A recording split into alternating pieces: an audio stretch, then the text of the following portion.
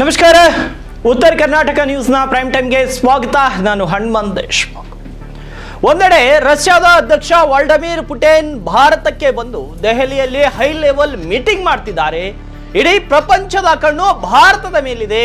ಆದರೆ ಇದೇ ಟೈಮಲ್ಲಿ ನಮ್ಮ ದೇಶದ ಅತಿ ದೊಡ್ಡ ವಿಮಾನಯಾನ ಸಂಸ್ಥೆ ಇಂಡಿಗೋ ಮಾಡ್ತಿರೋ ಎಡವಟ್ಟು ನೋಡಿದ್ರೆ ನಿಜಕ್ಕೂ ರಕ್ತ ಕುದಿಯುತ್ತೆ. ವಿಮಾನ ನಿಲ್ದಾಣಗಳು ಅಕ್ಷರಶಃ ಬಸ್ ಸ್ಟ್ಯಾಂಡ್ ಗಿಂತ ಕಡೆಯಾಗಿವೆ. ವಿಮಾನ ರದ್ದತಿ ಮತ್ತು ವಿಳಂಬದಿಂದ ಪ್ರಯಾಣಿಕರು ನರಕ ನೋಡ್ತಿದ್ದಾರೆ. ಇಷ್ಟೆಲ್ಲ ರದ್ದ ಅಂತ ಆಗ್ತಿದ್ರು ವಿಮಾನಯಾನ ಸಚಿವಾಲಯ ಮಾತ್ರ ಗಾಢ ನಿದ್ರೆಯಲ್ಲಿದೆ. ಅಂತಾರಾಷ್ಟ್ರೀಯ ಮಟ್ಟದಲ್ಲಿ ನಮ್ಮ ಮರ್ಯಾದೆ ಹರಾಜಾಗ್ತಿದೆ ಅನ್ನೋದು ಅವರಿಗೆ ಅರ್ಥ ಆಗ್ತಿಲ್ವಾ? ಪುಟಿನ್ ಅವರಂತಹ ಜಾಗತಿಕ ನಾಯಕರು ಭಾರತಕ್ಕೆ ಬಂದಾಗ ನಮ್ಮ ದೇಶದ ಮೂಲ ಸೌಕರ್ಯ ಮತ್ತು ವ್ಯವಸ್ಥೆ ಬಗ್ಗೆ ಒಂದು ಒಳ್ಳೆ ಮೆಸೇಜ್ ಹೋಗ್ಬೇಕು. ಆದ್ರೆ ಆಗ್ತಿರೋದು ಏನು? ಸಿಂಗಾಪುರ ಹೈಕಮಿಷನರ್ ಅವರೇ ಫ್ಲೈಟ್ ಇಲ್ಲದೆ ಪರದಾಡ್ತಿದಾರಂತೆ. ಪುಟಿನ್ ಜೊತೆ ಬಂದಿರೋ ನಿಯೋಗಕ್ಕೆ ಅಥವಾ ವಿದೇಶಿ ಪತ್ರಕರ್ತರಿಗೆ ನಮ್ಮ ಬಗ್ಗೆ ಏನ್ ಅಭಿಪ್ರಾಯ ಬರುತ್ತೆ? ವಿಶ್ವಗುರು ಆಗೋಕ್ಕೆ ಹೊರಟಿರೋ ಭಾರತದಲ್ಲಿ ಒಂದು ಫ್ಲೈಟ್ ಟೈಮಿಗೆ ಸರಿಯಾಗಿ ಹಾರಿಸೋಕೆ ಆಗಲ್ವಾ? ಅವರು ಈ ರೀತಿ ಏನು ಇಂತಹ ವಿಶ್ವಗುರು ಆಗ್ಲಿಕ್ಕೆ ಹೊರಟಂತಹ ಭಾರತದಲ್ಲಿ ಒಂದು ಫ್ಲೈಟ್ ಅನ್ನ ಟೈಮಿಗೆ ಹಾರಿಸೋಕಾಗಲ್ವಾ ಅಂತ ಅವರು ಅಂದ್ಕೊಳ್ಳಲ್ವಾ? ಹಾಗಿದ್ರೆ ಇದು ಬರೀ ಇಂಡಿಗೋ ಕಂಪನಿಯ ವೈಫಲ್ಯ ಅಲ್ಲ, ಇದು ಈ ದೇಶಕ್ಕಾಗ್ತಿರೋ ಘೋರ ಅವಮಾನ. ಅತಿಥಿ ಸತ್ಕಾರಕ್ಕೆ ಹೆಸರಾದ ದೇಶದಲ್ಲಿ ಅತಿಥಿಗಳನ್ನೇ ಬೀದಿಯಲ್ಲಿ ನಿಲ್ಲಿಸೋ ಪರಿಸ್ಥಿತಿ ಬಂದಿದೆ. ವಿಮಾನಯಾನ ಸಚಿವರು, DGCA ಅಧಿಕಾರಿಗಳು ಏನ್ ಮಾಡ್ತಿದ್ದಾರೆ ಅನ್ನೋದೇ ದೊಡ್ಡ ಪ್ರಶ್ನೆ. ಸಾವಿರಾರು ಜನ ಮಕ್ಕಳು, ವಯಸ್ಸಾದವರು ಏರ್ಪೋರ್ಟ್ ನಲ್ಲಿ ನೆಲದ ಮೇಲೆ ಮಲಗಿದ್ದಾರೆ. ಊಟ ಇಲ್ಲ, ನೀರಿಲ್ಲ, ಸರಿಯಾದ ಮಾಹಿತಿ ಇಲ್ಲ. ಇಷ್ಟಾದ್ರೂ ಸಚಿವರು ಬರೀ ನಾವು ಗಮನಿಸ್ತಾ ಇದ್ದೀವಿ, ವರದಿ ಕೇಳಿದ್ದೀವಿ ಅಂತ ಅದೇ ಹಳೆ ರೆಕಾರ್ಡ್ ಅನ್ನ ಪ್ಲೇ ಮಾಡ್ತಾ ಇದ್ದಾರೆ. ಇದು ನೋಟಿಸ್ ಕೊಟ್ಟು ಸುಮ್ಮನಾಗೋ ಸಮಯ ಅಲ್ಲ. ವಿಮಾನಯಾನ ಸಂಸ್ಥೆಯ ಮೂಗು ಹಿಡಿದು ಕೆಲಸ ಮಾಡಿಸೋ ಸಮಯ ಇದು.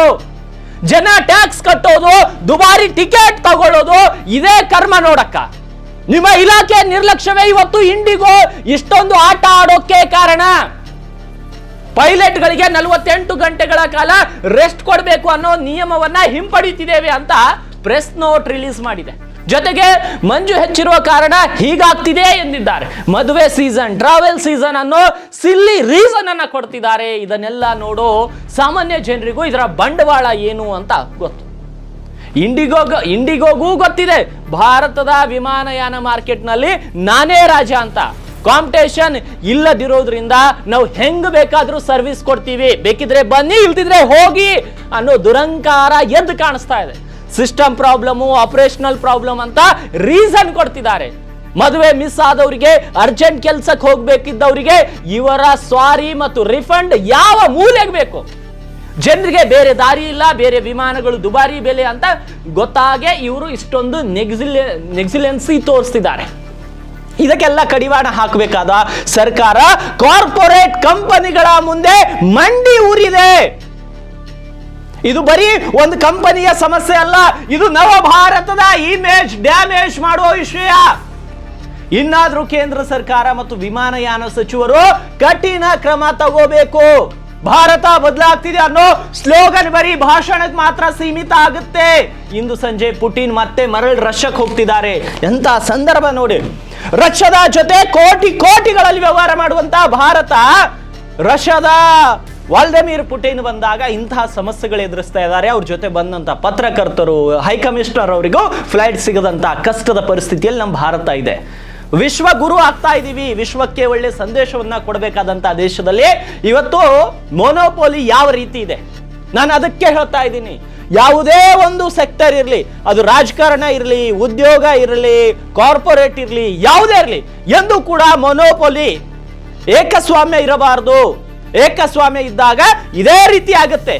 ಈಗ ನೀವು ಈ ಮೊಬೈಲ್ ನೆಟ್ವರ್ಕ್ಗಳ ವಿಷಯದಲ್ಲಿ ಹೋಗಿ, ಅಲ್ಲಿಯೂ ಕೂಡ ಮೊದಲು ಫ್ರೀಯಾಗಿ ಕೊಟ್ಟರು, ಆಮೇಲೆ 2 ಕಂಪನಿಗಳು ಒಂದಾದವು, ಏನೋ ಮಾಡಿದ್ರು.